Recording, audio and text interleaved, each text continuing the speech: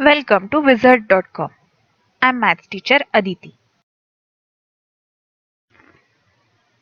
We have this question here. A room that is 8.5 meter wide and 14 meter in length is to be completely carpeted with a carpet that is 0.28 meters wide. What is the length of the carpet is needed in meters? So area of room has to be equal to area of carpet.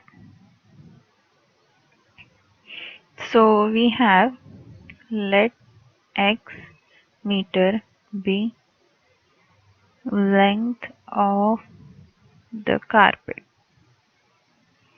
Since they are both rectangular, we can say 8.4 multiplied by 14 equal to 0.28 multiplied by x. So we get x equal to 8.4 multiplied by 14 divided by 0.028. Sorry, 0.28. So this is 14 ones are 14 0.02s are. So this is equal to 4.2 divided by 0.01 meters, which is equal to 420 meters. So the required carpet is 420 meters in length. Answer is option D.